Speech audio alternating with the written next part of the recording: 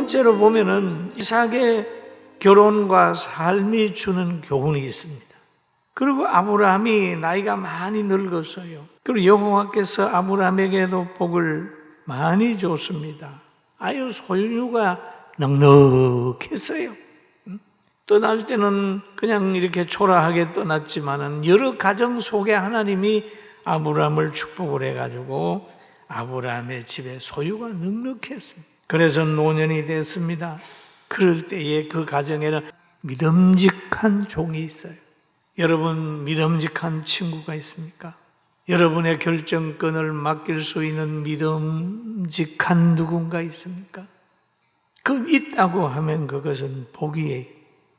가다가 보면 많이 사랑했는데 그 사랑을 뒤잡은 다윗의 아들 압살롬과 같은 사람도 생겨날 수 있고, 그렇게 사랑했는데 가룟 유다와 같은 사람이 생겨날 수도 있고 있어요.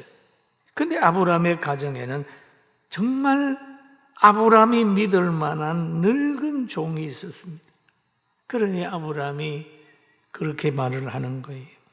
내 아들 이삭을 결혼시켜야 되는데 너는 이곳에서 그의 아내를 찾지 말고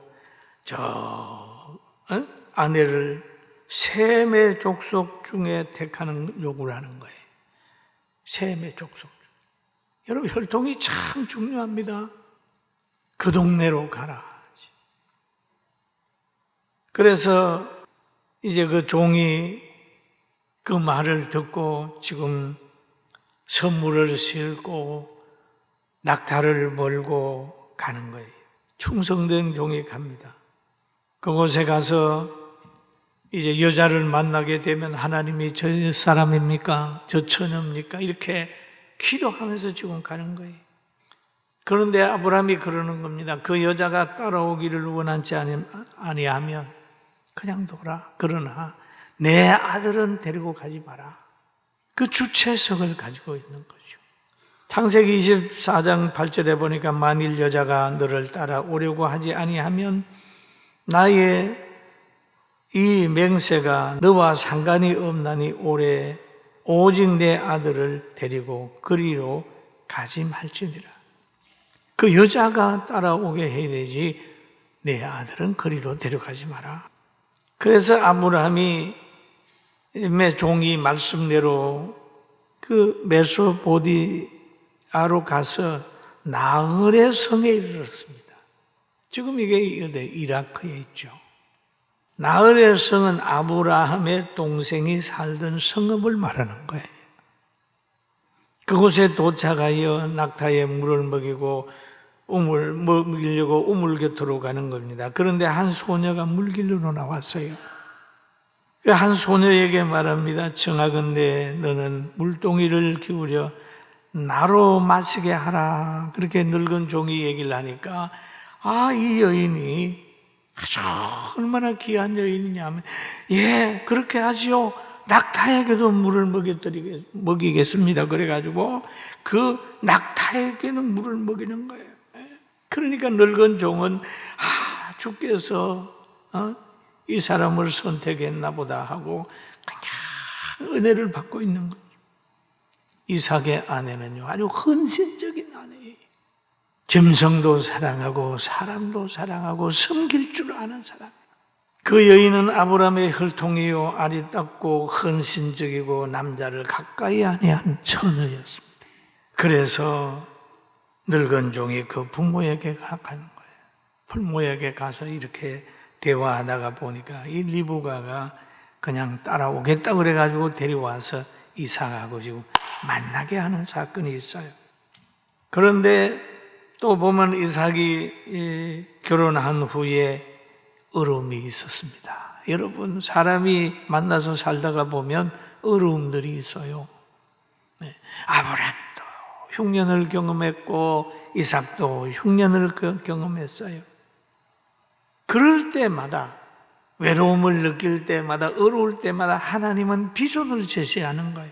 창세기 26장 4절에 보니까 내 자손을 하늘의 별과 같이 번성하게 하여 이제 모든 땅을 내 자손에게 주리니 내 자손으로 말미암아 천하 만민이 복을 받으리라.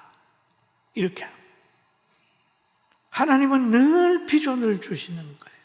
그리고 이삭이 아브라함에게 혈통만 계승을 한 게 아니고 하나님으로부터 받은 약속도 같이 계승을 하는 거예요.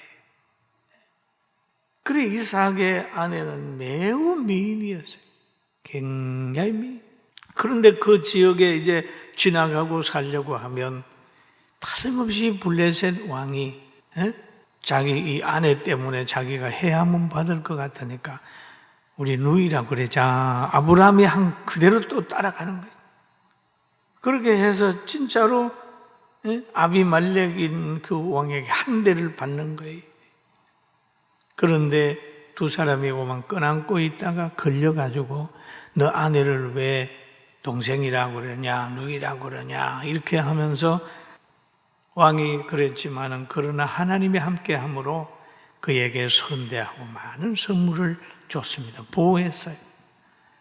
여러분 믿음의 사람은 때로는 실수하고 때로는 연약해 넘어질 때라도 하나님은 강권적으로 보호한다는 사실을 믿게 되길 주의 이름으로 축원합니다. 한번 따라합니다. 하나님의 사람은 하나님이 그 연약을 보호해 주신다. 보호해 주신다. 여러분 실수 안 하는 사람 있어요? 다 합니다.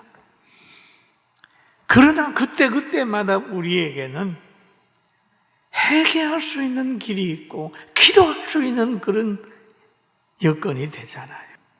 믿음의 사람은 하나님의 보호로 언제든지 하를 복으로 만들어주는 거예요. 아브라함도 그렇고 이삭도 그렇고 하를 복으로 만들어주는 거예요.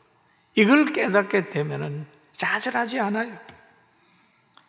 로마서 8장 28절에 보면 우리가 알거니와 하나님을 사랑하는 자 곧 그 뜻대로 부르심을 입은 자들에게는 모든 것이 합력하여 선을 이루느니라 라고 얘기를 했어요. 여러분 지금 어렵습니까?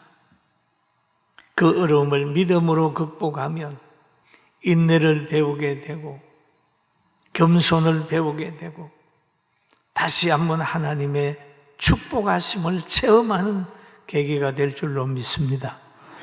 아멘. 꼭 길은 보면은 실패 속에서 체험이 되는 거예요. 참, 아픔 속에서 성화가 이루어지더라고요.